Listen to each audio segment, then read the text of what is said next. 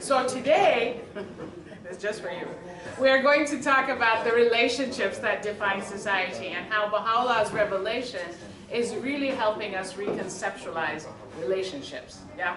And it's relationships between all of the parts of social reality.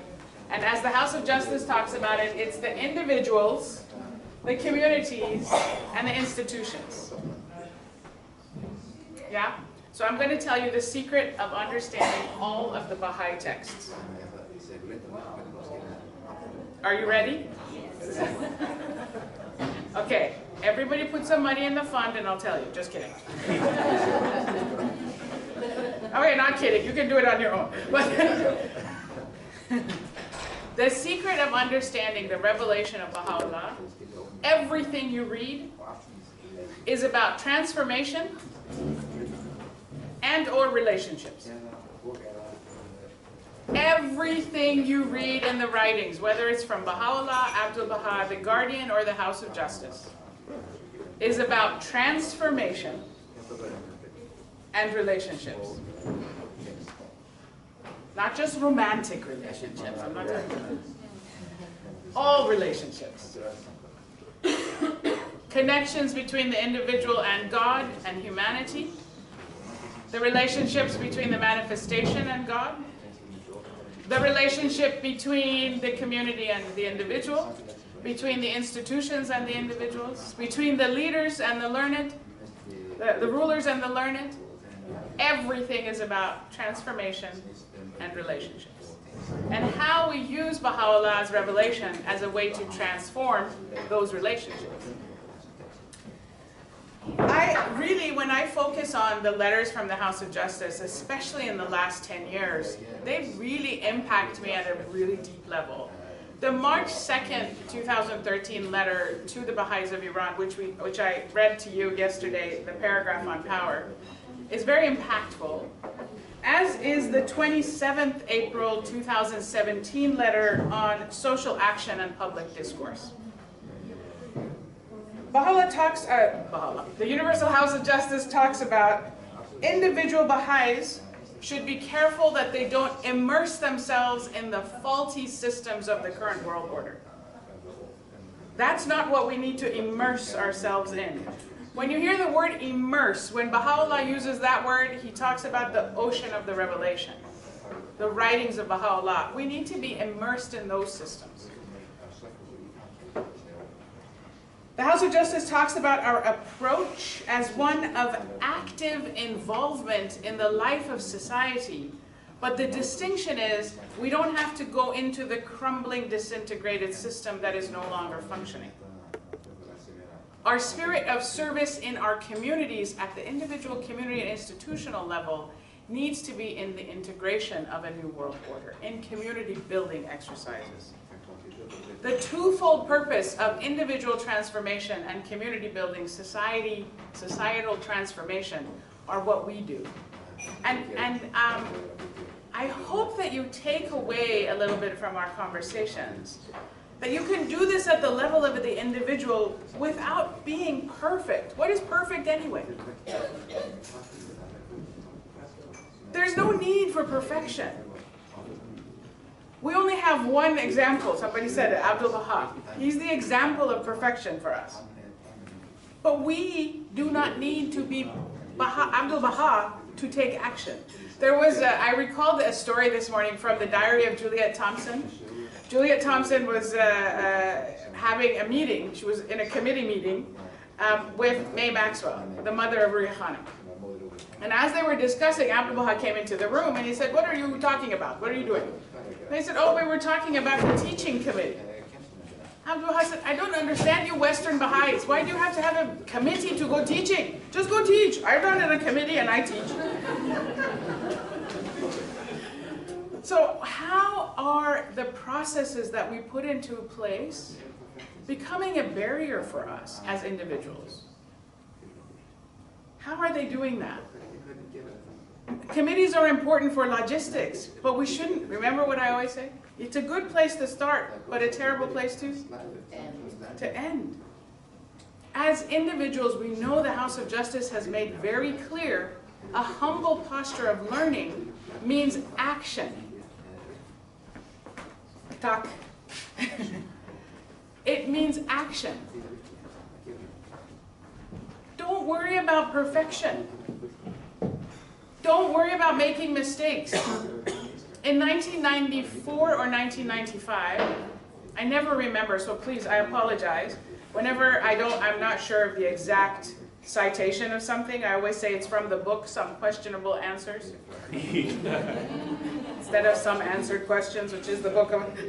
So from Some Questionable Answers, 1994 and 95, the National Spiritual Assembly of the United States received a letter from the House of Justice, where the House of Justice said, let the Baha'is breathe a little bit. My words, not the House's words. The faith is not so fragile that it cannot withstand some tests. That's really powerful. So don't worry. Just do it. The purity of intent is what's important. And if you're met on an individual level, if you're met with skepticism, criticism, recognize that that's not about you or the faith, and it's all about the capacity of the individual. Our duty is to teach the faith as individuals. The hearer's duty is to recognize. That's not on us. But if we are not doing our duty, that's on us. I say this because I think the American Baha'is and the Icelandic Baha'is share this in common. We get so nervous to act because we feel unworthy, that we're not good enough, that we don't know enough, that we might get stuck if somebody asks us a question. The three hardest words for some reason for us, the three hardest words are, I don't know. Why is that so hard to say? I love saying that to my students. They laugh when I say it. They love it. It's like, Dr. Sami, why is this, this, this? I'm like, I don't know. Let's figure it out. And they're like, what do you mean you don't know? I am not God. I am not omnipotent, but let's figure it out. Let's use our critical thinking skills and figure that out. That's good. You don't have to know everything. So this role of individuals, I put these circles together because sometimes I think when we think of an individual, we put the circle over here. Like, oh, I have to be here, and the community's over here, and the institutions are over here. But no, we're all in this together. We're all in this together. In the March 1st, not March 2nd, but March 1st letter of the House of Justice in 2017, the House of Justice talks about an interconnected world. They state that the world is in desperate need of a shared ethic, a sure framework for addressing the crises that gather like storm clouds. The vision of Baha'u'llah challenges the many assumptions we have in society. This is the shared conceptual framework the world of humanity needs. So, as Abdu'l-Baha says, if you don't teach it, what are you depriving the world of? We should be more afraid to keep silent than to speak out. Those are my words, not the House's words. Sorry. I want to take a moment, and I wanted to have paper just in case you need to take some notes in a second.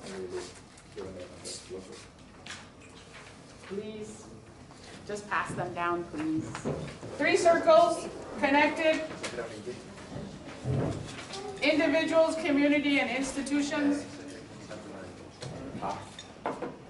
Just get into practice of drawing it.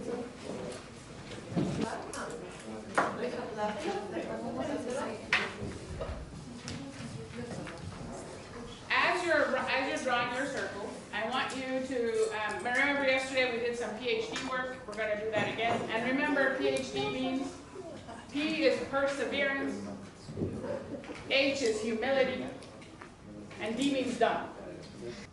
I want to read And you know, this is an exercise. I do this with my students. Sometimes we have to read something ourselves, but in listening is really hard. So you can do what you need to do. You can close your eyes.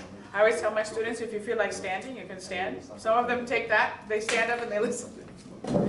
So up to you. But I'm going to read a paragraph. It's a little bit long. From the March 2nd, again, letter from 2013 to the Baha'is of Iran, also known as the Non-Involvement in Politics letter. As you know, from the study of the Baha'i writings, the principle that is to infuse all facets of organized life on the planet is the oneness of humankind, the hallmark of the age of maturity. Oneness of humankind is in the center. That humanity constitutes a single people is a truth that once was viewed with skepticism, but now claims widespread acceptance. The rejection of deeply ingrained prejudices and a growing sense of world citizenship are among the signs of this heightened awareness. Yet, however promising that rise in collective conscience may be, it should only be seen as the first step of a process that will take decades, nay centuries, to unfold. For the principle of the oneness of humankind as proclaimed by Baha'u'llah asks not merely for cooperation among people and nations. It calls for a complete reconceptualization of the relationships that sustain society. It's not merely cooperation, which is, by the way, the best that the current old system can do. Cooperation, remember we talked about obedience being the least we could do? Guess what? Cooperation is the least we could do.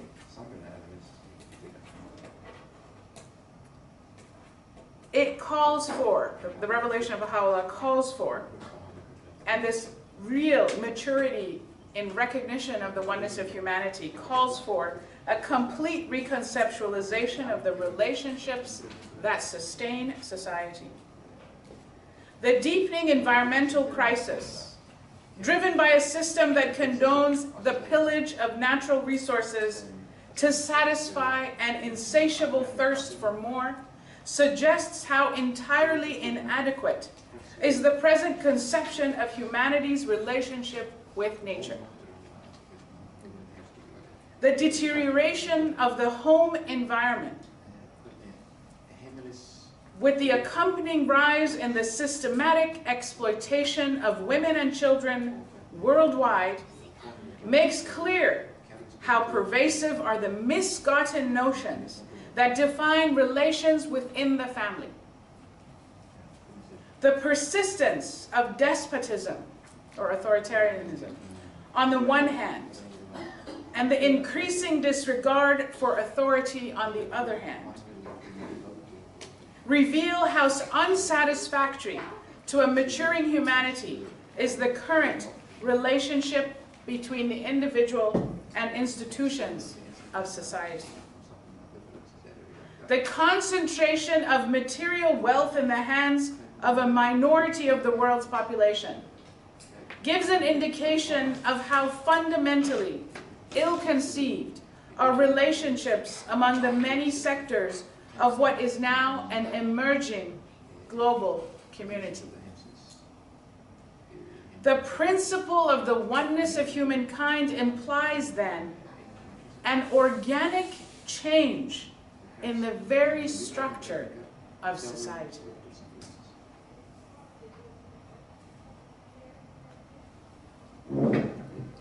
Take a minute at your tables to think and talk together about what I just read. What do you remember? How do you interpret it? What are some questions that are coming up? Take a minute in your tables and have a little conversation.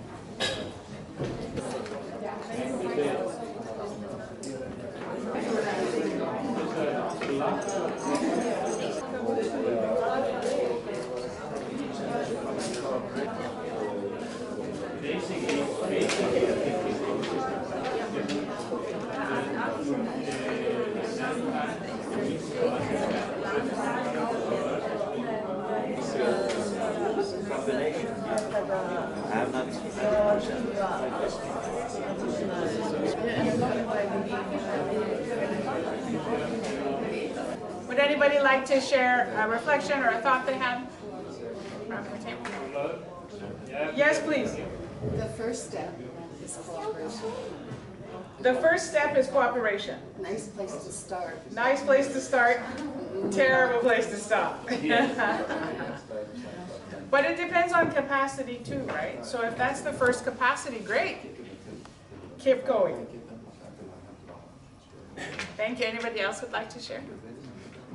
Yes, please. I think there's a big thing about listening. I mean, organic is back to nature. Back to nature, we're essentially good. Everybody's essentially good. You communicate with essentially good people, and you listen to where they are. And listen and listen and listen and listen. And you don't bombard them high. Because I personally, I think it is our problem when they don't hear sometimes, because we haven't listened. Listening is important. Being self-aware is important, sure, as an individual, in relationship with others. Yes. What else? Yeah. Oh, sorry. To give, it's more important to give than get back. I mean, like, our society, they goes on about what I can get. Yes, interesting. But the Baha'i Summer community is about giving. How much what can I give? You know, it's interesting you mentioned that. It made me think of Ria Khanum. Ria Khanum one time told us that the essence of generosity is learning to receive. Isn't that interesting? Essence of generosity is learning to receive. What do you think she meant by that? Because I agree with you. We tend to want to give. It's like sometimes you need help to be able to give somebody, give up this help. Interesting. Yeah. Being willing to accept help. What do we call it today? Accompaniment.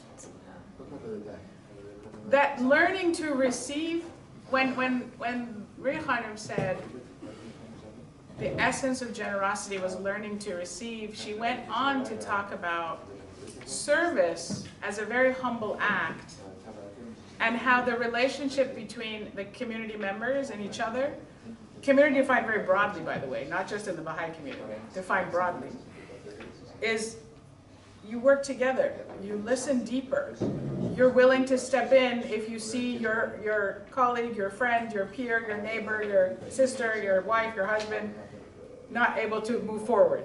You slow down and you go together. And you allow others to be of service too. You don't have to do it all yourself.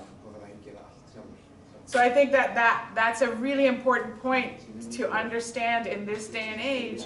We're reconceptualizing the individual through a noble, humble approach to each other. Thank you for sharing that. Please. It's similar. It's listening, sharing. Same. Listening and sharing. Any other thoughts? Does the Icelandic table have it?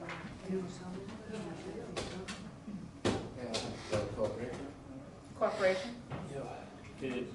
Yeah. Isn't the basis of this what you've been talking about, that it's high time for mankind to realize this, the earth is just one country, and the people is citizens. Are citizens? Yes. Yes, the understanding that the earth is one country and mankind is citizens, conceptually, doesn't just begin and end in the old system, where we're thinking United Nations, cooperation, why is there work? It means a brand new system.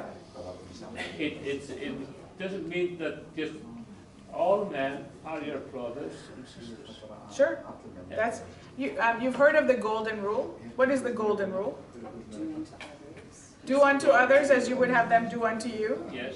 That's the golden rule. Yes. What's the platinum rule?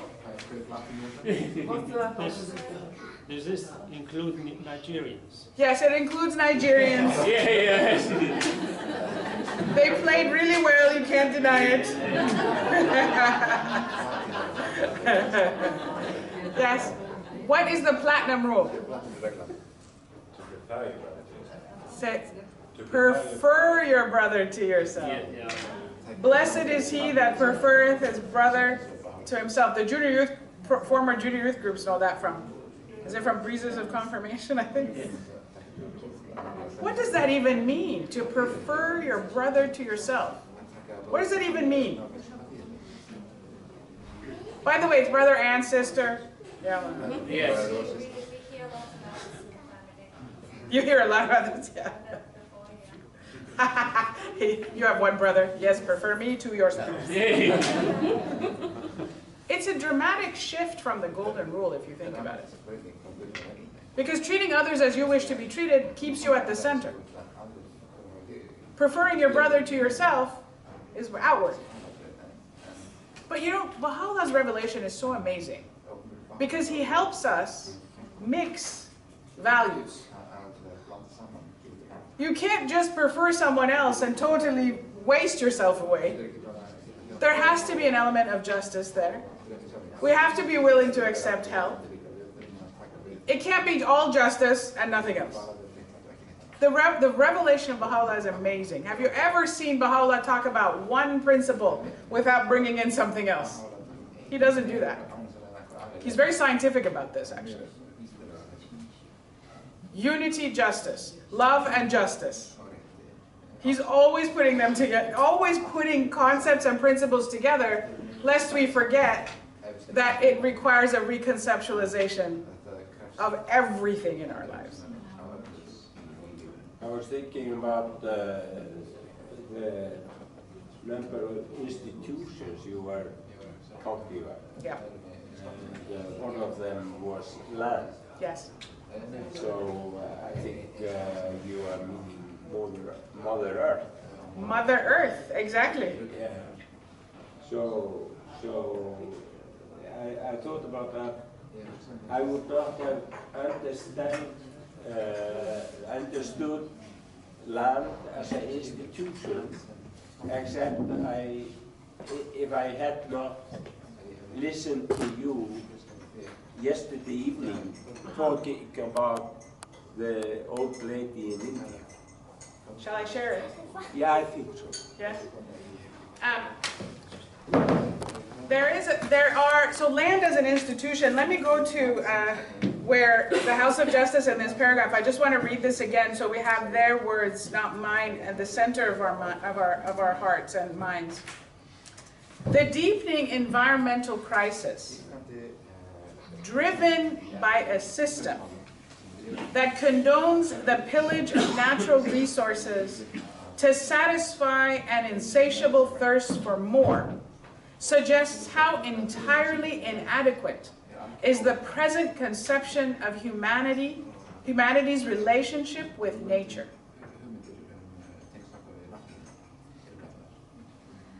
I have a good friend in Orange County. Her name is Angela. She is a member of the Ahashaman Nation, which is the original people that resided in Orange County before the Spanish conquistadoras and before the United States was formed. They can trace their lineage tens of thousands of years, if not more. And she talks about something that's so amazing. She's also an environmental lawyer, so she does a lot of work with land and indigenous rights. And she said that the greatest tragedy of colonialism was that it broke relationships. It severed relationships from indigenous people from their land, from indigenous people from each other. It absolutely destroyed relationships between the European imperialist powers and created this concept that this earth is meant to have extraction and resources, that's it. She said that is the tragedy of colonialism. So her and I talk a lot about the need for reconceptualizing our relationship as an act of decolonialization. And how she defines decolonization is repairing the relationships that were broken. So what does that mean in the context of our planet? It's to look at the land as a sacred, spiritual institution. And this one sentence in this letter made me realize how important the institution of land is and our relationship with Mother Earth. So because I tend to do a lot of work with indigenous communities around the world, last night after dinner, which didn't feel like dinner because sun never goes down. I thought it was like 10 o'clock in the morning. At dinner, we were having a conversation about work that I do in eastern India, in Orissa state. There are forest people that live there that are, it sounds funny to say indigenous from India, but they are the Adivasi people, they're tribal people. Adivasi means we were here first. They actually never allowed the United Kingdom to occupy their lands, so they're very fiercely protective of their forests. But in the last 20, 30 years or so, the government has been encroaching on their forests and taking away land from these people. The Adivasi people believe, as do most indigenous communities around the world, they believe fundamentally that their purpose on this planet is to heal Mother Earth, is to know and understand how to take care of the sacred institution of land. And because of that, when the government encroaches on their land, or they are forced to buy seeds from a particular company, which are genetically modified, which don't regenerate and ruin the soil, it challenges the very purpose and fundamental nature of who they are on this planet. And that is true of any indigenous community you talk to. Nature is not just something to look at and it's beautiful. Nature is part of their identity as human beings on this planet. So the Adivasi community that I was visiting, which was pretty far out in the forest, I was sitting with my colleagues who invited me. I was there as a PhD to help them, whatever this means. I don't even know what that means. I think it meant to my friend Debjit, who is a 30, 40-year activist, community activist in this region.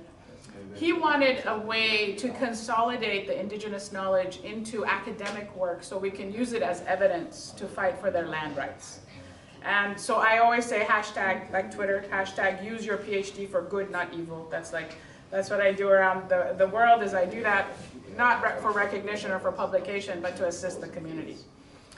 And when he invited me, I realized in this little area, there's no coffee. This is important to my story. And I was like, oh, I'm so addicted to coffee, and I forgot to bring Nescafe that I thought, oh my God, I'm gonna get a migraine. I don't know if you have had this problem, but if I don't have coffee, I get migraines. So I was like, oh my God, I'm gonna get a migraine. The first day was okay, the second day headache. By the third day, it was so bad, I thought I wanted to kill myself. Chai, the beautiful chai that they served me wasn't doing it. And there was this grandmother who was very tiny. She was like this big. She had white hair, she was indigenous. And she just kept staring at me like she didn't trust me. Just always like with this wrinkle, you know, in her forehead. And I had a translator with me, and I said, am I doing something wrong? Why is she always staring at me like this? And I thought maybe because she was skeptical of foreigners, because the foreigners, whenever they came in, part of their forest would be destroyed, or something would be gone. So she actually was, she asked the grandmother, and the grandmother said, no, I know something's wrong with her. And you asked this, they called me a white lady. You asked this white lady if she's willing to walk with me blindfolded, I'll solve her problem. And I asked the translator what she meant, and the translator said she's worried that you'll learn how to get there and then one day give the rights of what she's going to show you to some company and they'll come and take it. So I said, okay, I agree. What are you going to do? If a local host asks you for something, you do it as a guest. So I said, okay, no problem.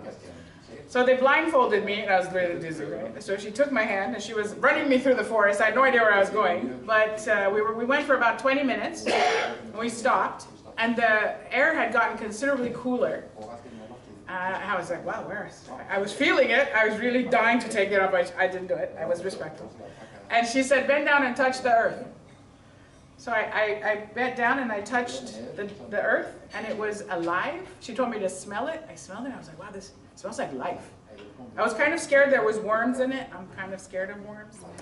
But because I couldn't see it, it didn't matter. So then she said, leave it. Don't take any of it. I can't see anything. We went for about 5 minutes, and then the temperature changed dramatically again. And it got hotter and drier. And she said, touch the earth here. So I touched it, and I said, is this sand? Come, put it down. Don't keep it. Okay. Then she took me another 5 minutes or so, and I was allowed to take off my blindfold.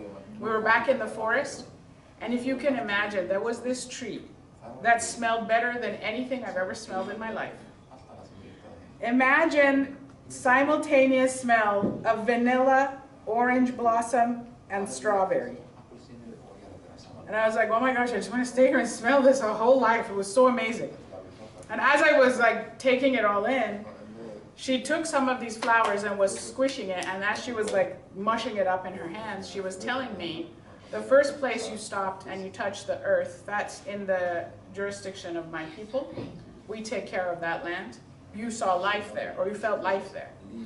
The second piece of dirt that you touched was the result of monoculture, eucalyptus trees being planted for commodities and for trading to Europe to build for wood for building.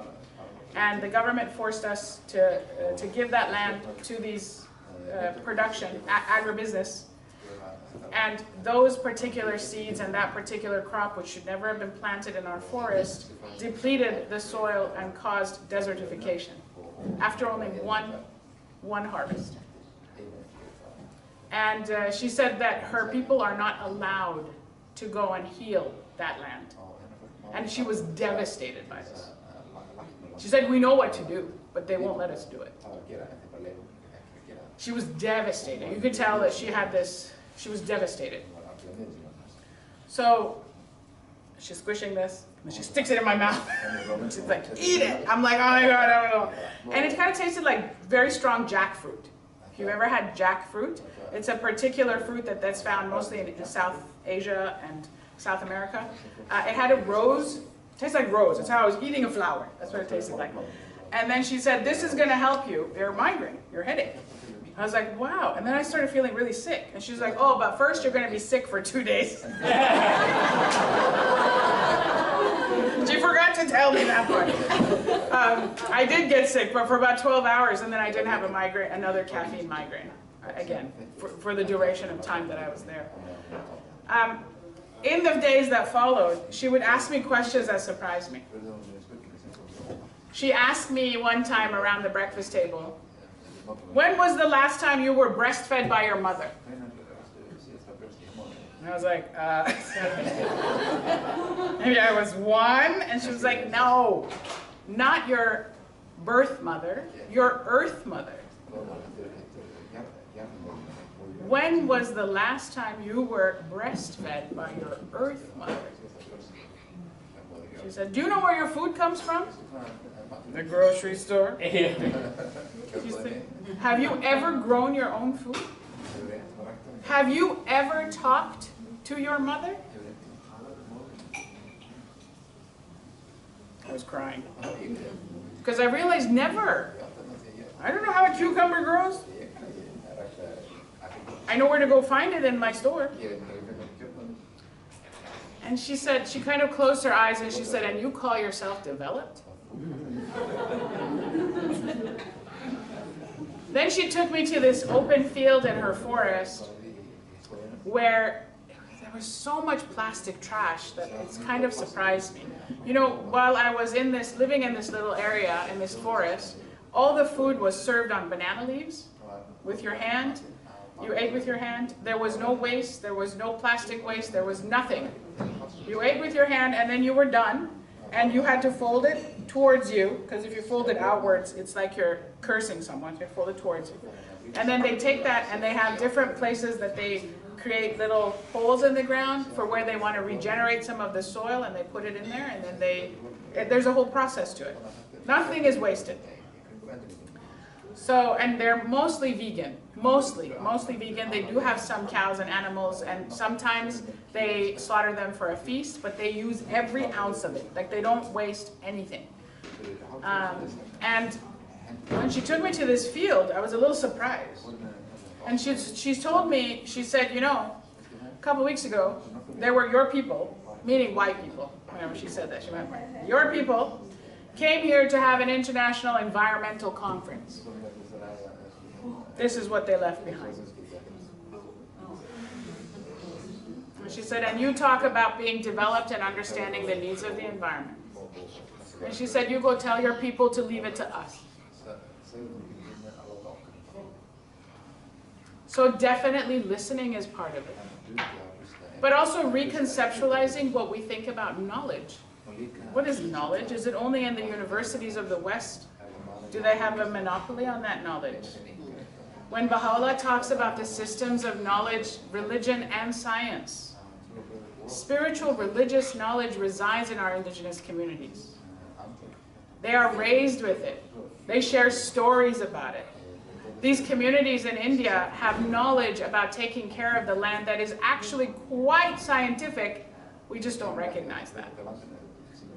So part of the interactions that I had in this part of the world really enabled me to understand land as a sacred institution and how we need to change our relationship with the land. As an urban planner and engineering, in the engineering professions and urban planning professions, forestry professions, they believe of power, like we talked about yesterday, having power over the land, controlling the land. But through the writings of Baha'u'llah and the reconceptualization of power, I've started to think very differently and my interactions with the indigenous community. How do we have power with the land? How do we have power to grow and get fed by Earth Mother? How do we have the power to have community in those agricultural spaces? The House of Justice speaks about agriculture very highly. The last thing I'll say about this is my friend Debjit, who invited me to the indigenous communities, he said to me the greatest sacrifice of our generation is the sacrifice of agriculture for agribusiness.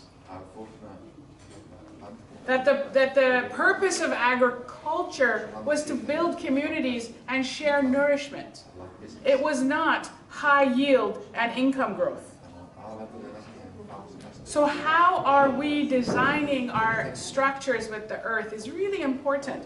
For me, it's very profound, and because it's the work that I do, I tend to focus on that. Thank you for reminding me I hope that was helpful.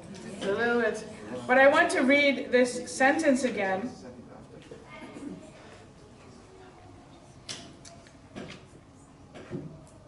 The oneness of humankind calls for a complete reconceptualization of the relationships that sustain society.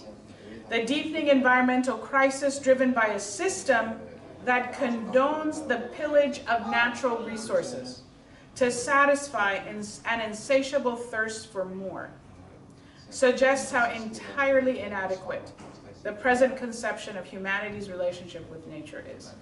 The pillaging of resources, we don't need to pillage Mother Earth. We don't need, like, the concept of fighting over land is so unusual for the indigenous community. Indigenous people around the world don't believe in land ownership. They think this is a very odd concept. You cannot own Mother Earth. We heal Mother Earth. We have a relationship with her. Well, you don't own it. It doesn't make sense. Sorry, yes, please. Don't we think we're pillaging ourselves because the universe is unfolding within us? That's a beautiful way to put it. Sure. Right. What we do to our earth, we do to ourselves. Sure, certainly. Understanding the relationships and the importance of transformation. Remember, the two secrets of all of the writings of Baha'u'llah. If you really look at the writings, I mean, everything we do, everything we read, if you look at it with the lens of what is Baha'u'llah asking me to change, And how is Baha'u'llah changing the relationships that exist in society, that sustain in society? It's really amazing. Even if you look at the prayers, one of the most important things I learned when I was serving in Haifa is that when you read the prayers of Baha'u'llah and his writings, you ask yourself, who is speaking? Is it Baha'u'llah speaking through Baha'u'llah? Is it God speaking through Baha'u'llah?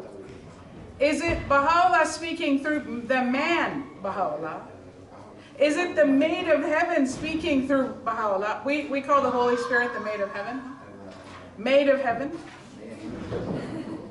Who is speaking? It's very clear in the fire tablet. Right? It's very clear in the fire tablet, but it's not so clear in the other mystical, like the tablet of the Holy Mariner is very confusing. But the fire tablet is very clear. In the beginning, it's the manifestation and the man asking, where are you, God? And there's a point, and you can feel it if you're saying it very sincerely. Have you ever felt it? There's a point of change in the fire tablet where suddenly Baha'u'llah says, I hear you. But it's God actually speaking through Baha'u'llah. It's powerful. So that's what I learned when I was in Haifa. Who is speaking when you're reading the writings? And then, on top of that, if you can start to see where are the relationships that I need to change, conceptually thinking about it, in reality, and what is it that I need to change? I know we don't like to change. I know that's hard for most of us, but it's the essence of life. As the grandmother in India taught me, if there's no change, there's destruction of that land. When there is change, it's regenerating. It's life.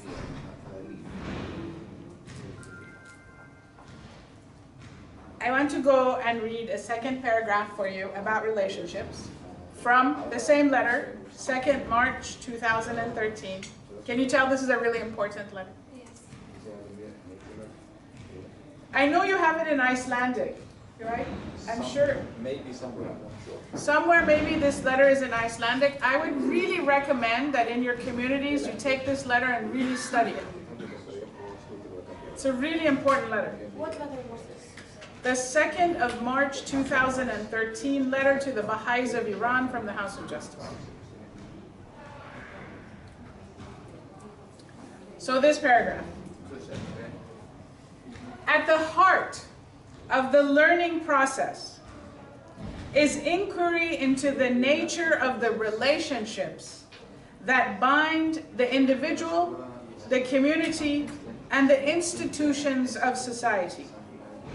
Actors on the stage of history who have been locked in a power struggle throughout time.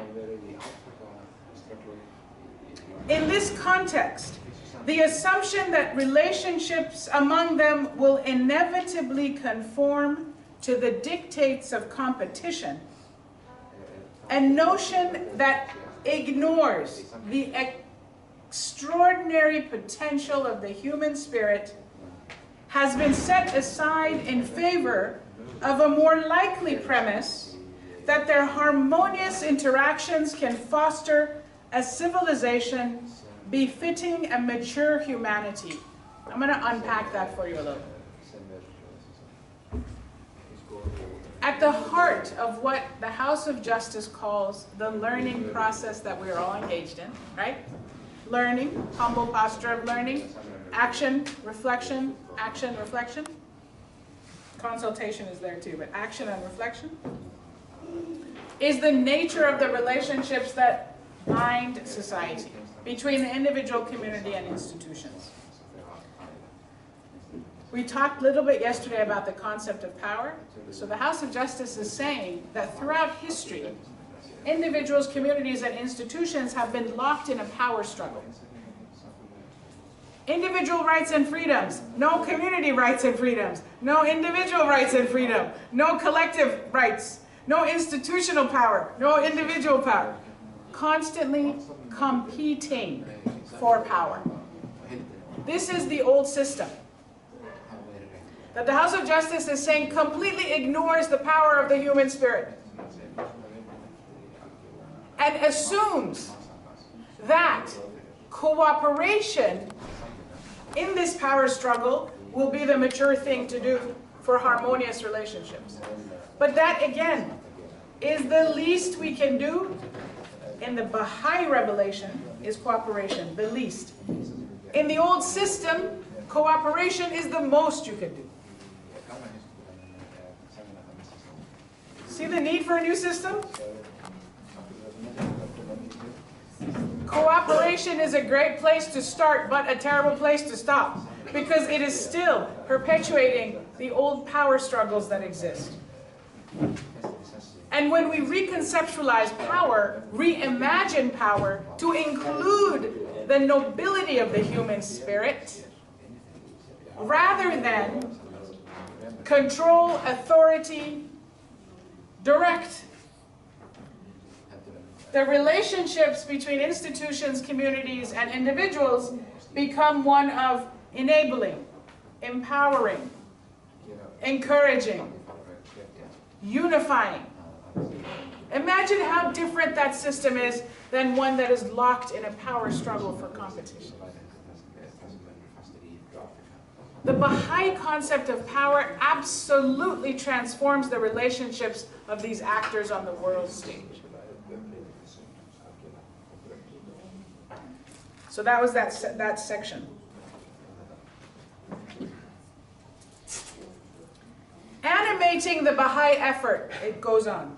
Animating the Baha'i effort to discover the nature of a new set of relationships among these three protagonists is a vision of a future society that derives inspiration from the analogy drawn by Baha'u'llah in a tablet penned nearly a century and a half ago, 150 years ago, which compares the world to a human body.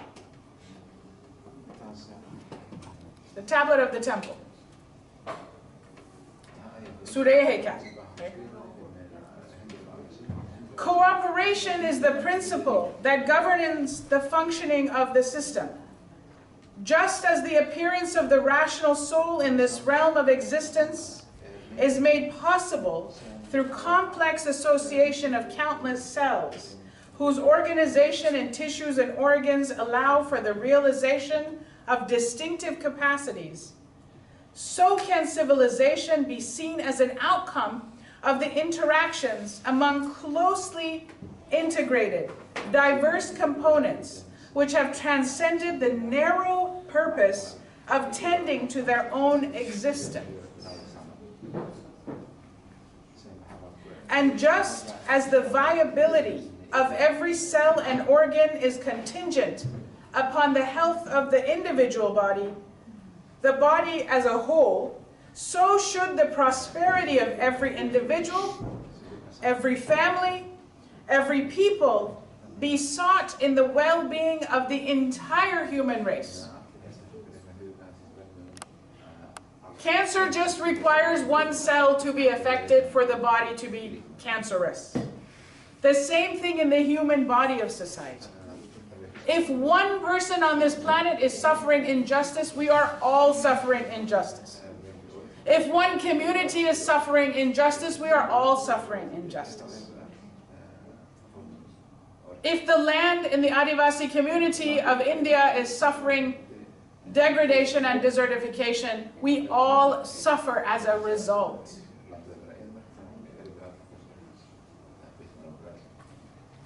In keeping with such a vision, institutions appreciating the need for coordinated action, channeled through fruitful ends, aim not to control, but to nurture and guide the individual, who in turn willingly receives guidance, not in blind obedience, but with faith, founded on conscious knowledge. This sentence is helping you understand the magic of these relationships between institutions and individuals. I'll read it again.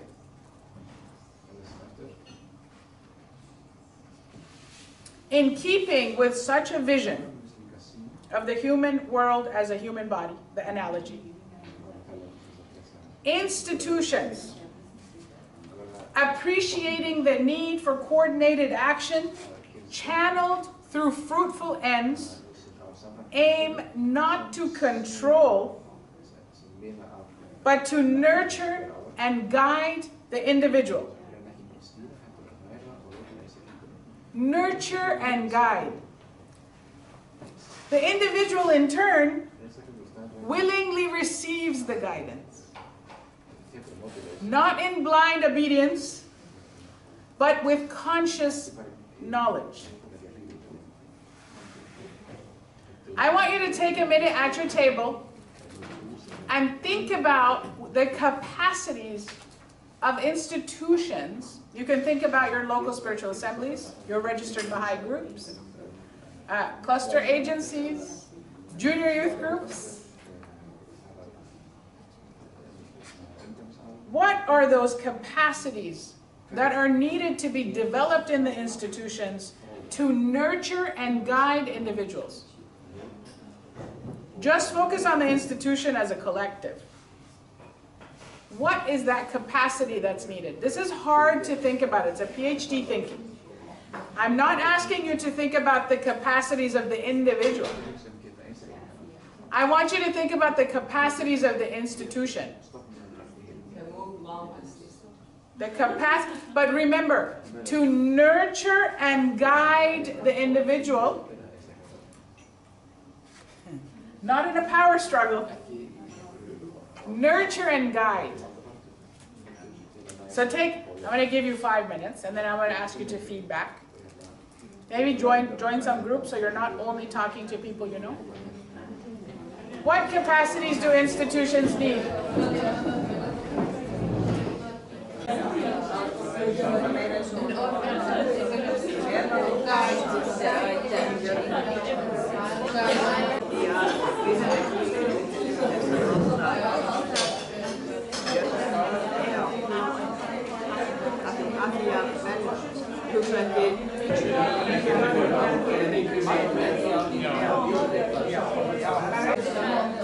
Se er svo góður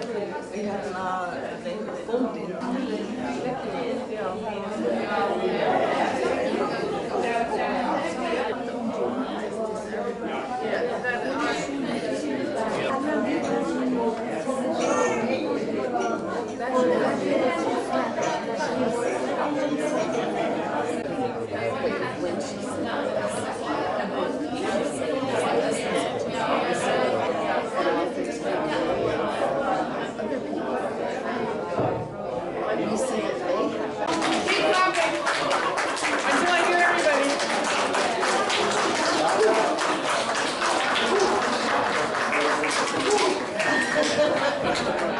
I'm still training to be a Viking. I don't know how to do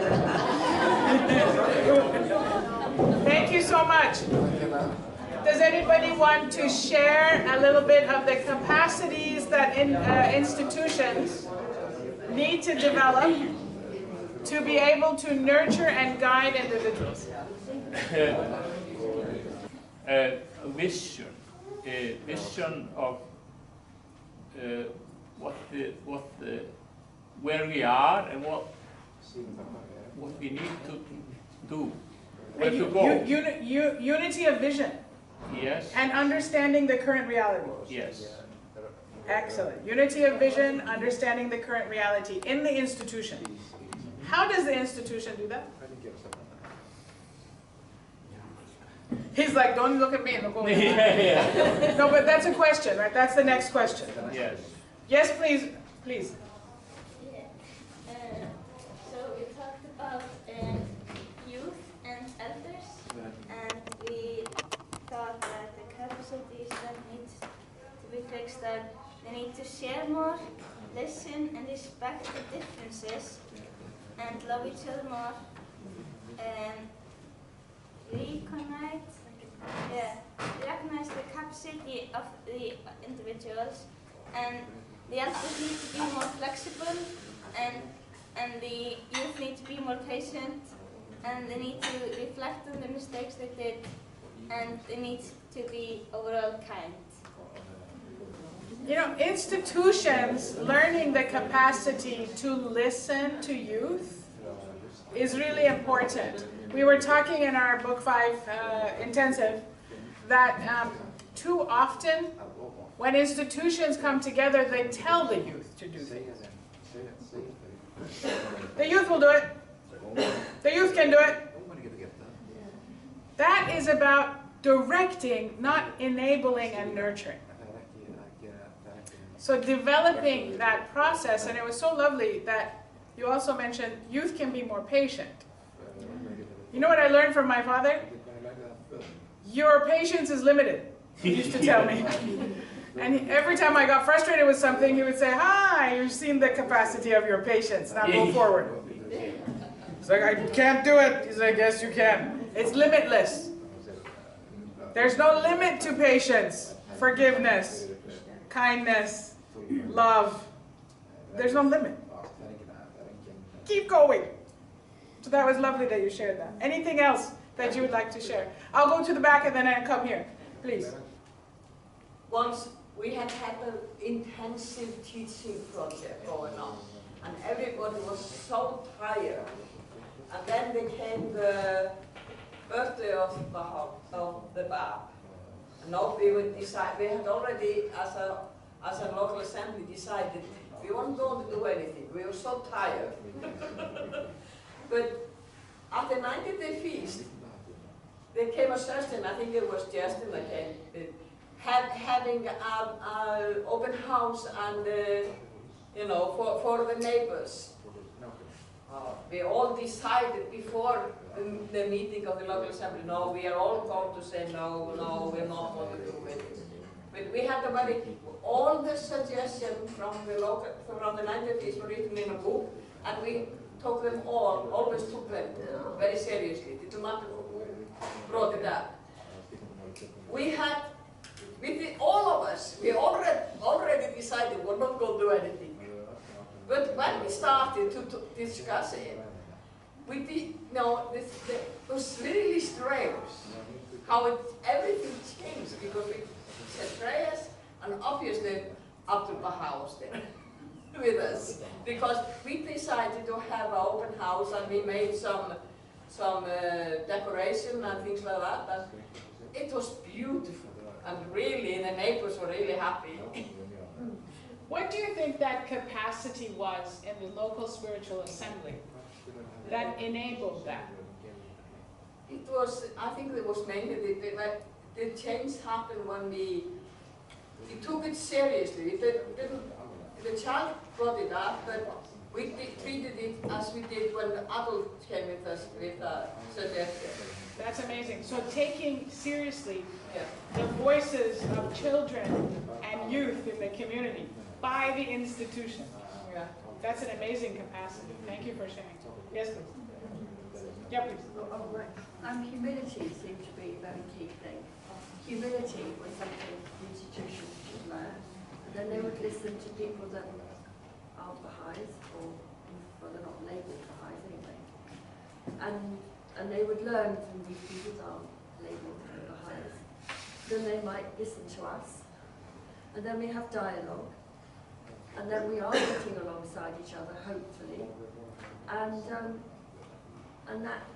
that's a big path to this new spiritual world order. Can you talk about what it means to have a humble institution to you? I think I just heard a bit about that. And it kind of reminded me of how we were once reminded to have a picture of the Baha'i sitting on the table, or wherever it is, to remind ourselves that he's at our meetings. And he was an exemplar, wasn't he? So how would he be? We tend to forget. It's it's embedded in our revelation. The guardian was how old when he was appointed?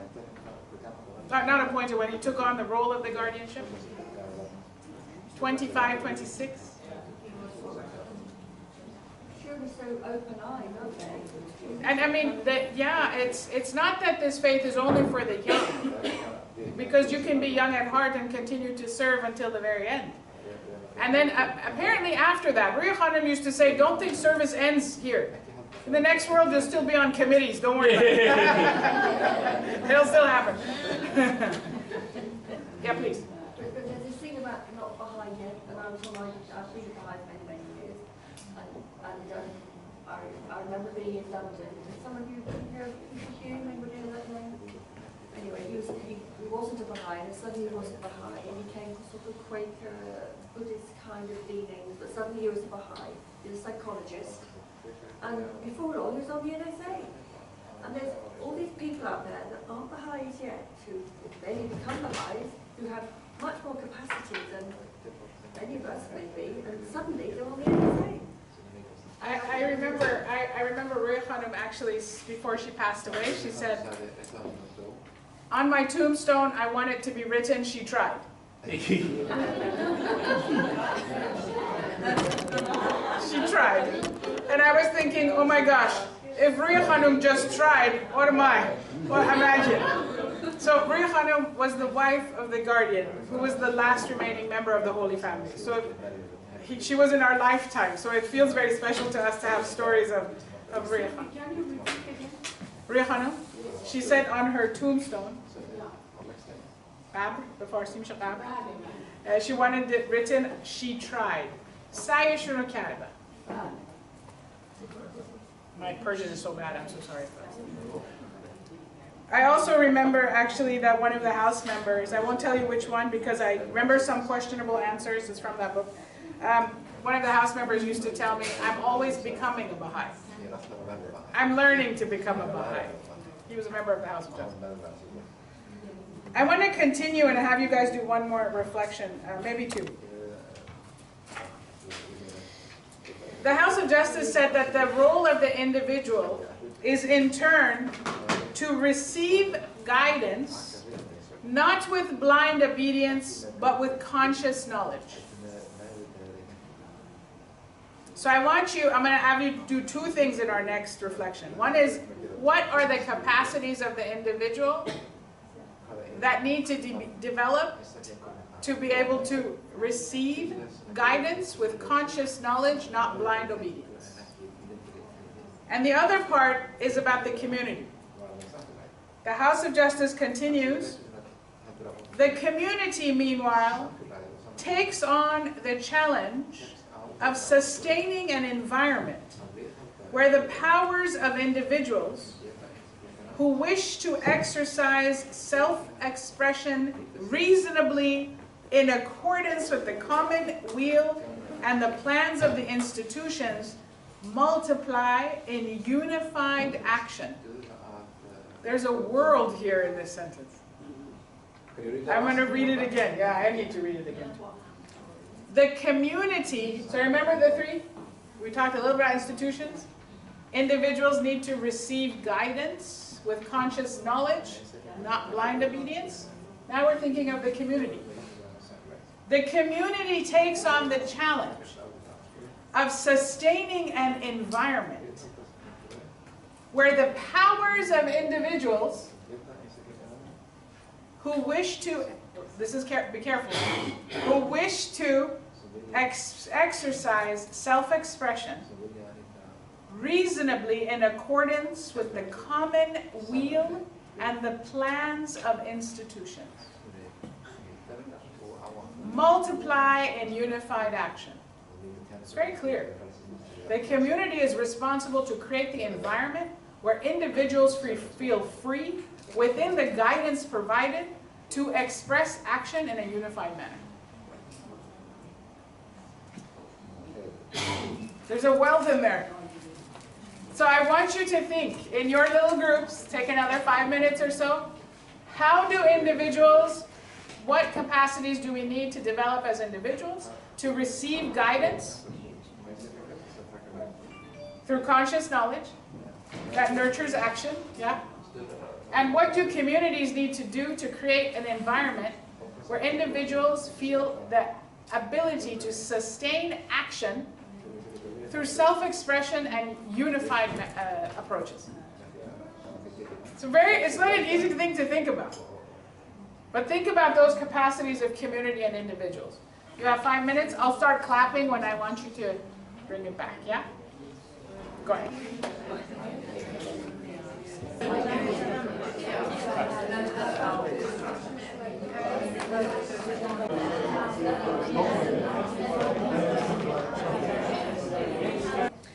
Would anybody like to share something about individual capacity? For the first question, we wrote independent investigation of the truth, no prejudice against different people in the community, study and educate ourselves, deepen our knowledge, use experiences of individuals like the older Baha'is. Why did you look at me when you said older Baha'is?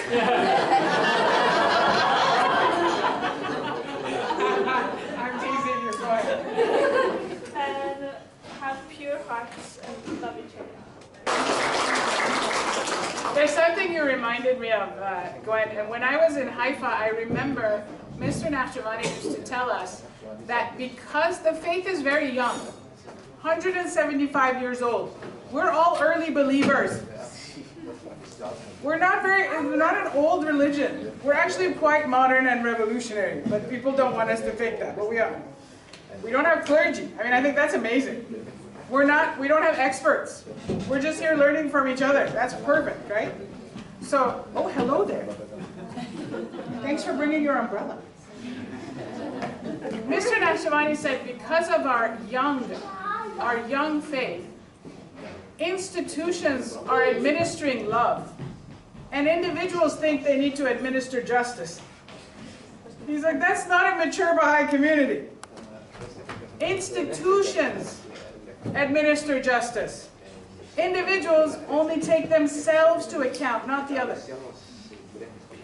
We're not allowed to, as individuals, judge someone. We're not allowed to take them to account. We only take ourselves to account. And by the way, something very revolutionary, Baha'u'llah says once. So if you take yourself to account for an error you made, you're done. You don't have to keep repeating that account day in, day out, day in, day out. Unless you continue to make that mistake. That's okay. But Baha'u'llah very clearly says, individual relationships are about love, forgiveness, understanding, kindness, compassion, and most important, independent investigation, which is an ongoing process. Institutions administer justice. Your LSA doesn't have to administer love. They do it because they're lovely institutions. In a mature Baha'i society, institutional relationships with the individual will be very different. When I was talking about my experiences in Haifa a little bit, and I was talking about the days where house members were like uncles and grandfathers with us, because it was still an immature Baha'i community. And individuals in Haifa needed the love from our house. Now the faith has advanced so far that the institution of the house acts as an institution. Not to say we don't need love, we always need love, but we have to give that to each other. So thank you. Would anyone like to share about the community capacity to sustain self-expression of service within the guidance of the plan? Anything about community that came up under the table? You see, it's not just the institutional guidance. The community has to provide that space. Yeah, they have to show each other respect. What does that mean? What does it mean for the community to show each other respect? It's not to be agreeing with everything what everybody says, but to listen to what others have to bring to the table or to the community, and if they have something valuable, not to try to grasp it, but let them give it from their own heart and integrate it into the whole community, the new capability that people bring to the table.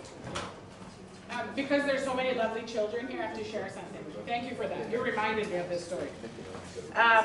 In the Ahashaman community in Orange County, the indigenous people, they believe that a gathering is not complete unless all ages are represented. So you finally made us complete by bringing in the little children. We have our elders, we have our adults, we have our youth, the junior youth. Finally we have the children. You made it complete. Woo! What I wanted to share with that is the understanding of the community. Think about the community as your family, and every individual Baha'i as a little child learning to walk.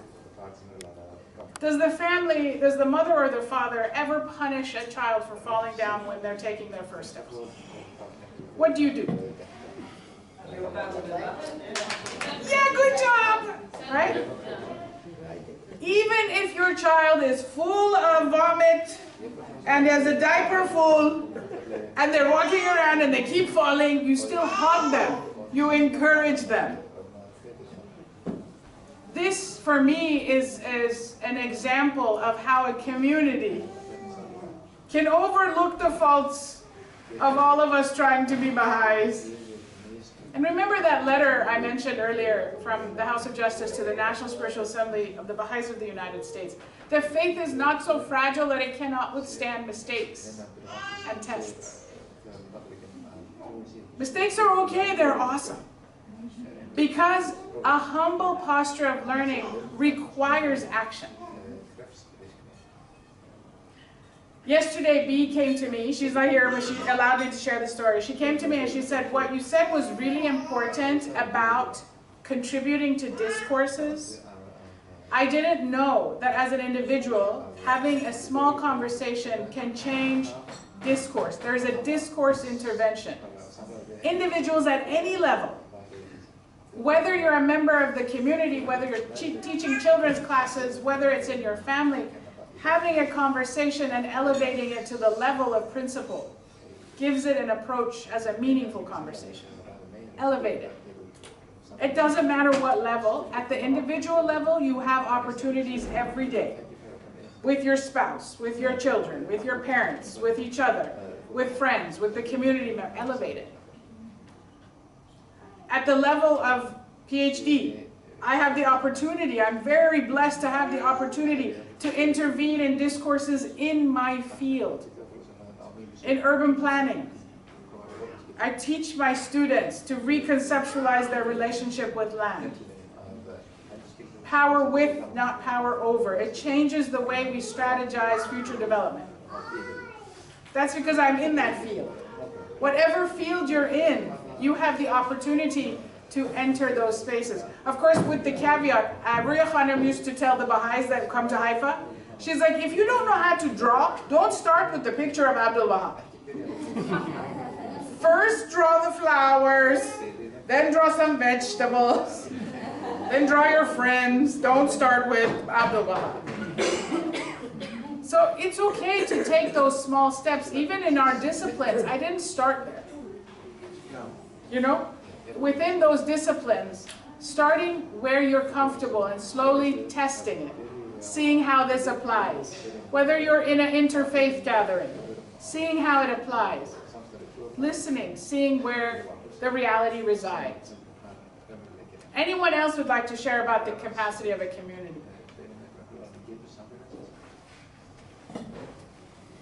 So it is noon, and I know we have to do a photo. I don't want to delay us. So we have another session together at 4:30 today.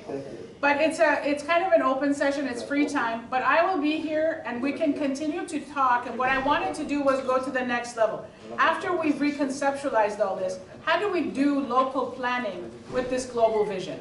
So it's kind of a process if you want to come together and just practice a little bit of how do we plan this? What are the actions that we can take that incorporate everything that we've learned? And it's been such an honor being with all of you. I've enjoyed it so much. I've learned so much from you. So allow me to say tak. Thank you so much. And I'll see you hopefully if you don't want free time later today. Thank you so much.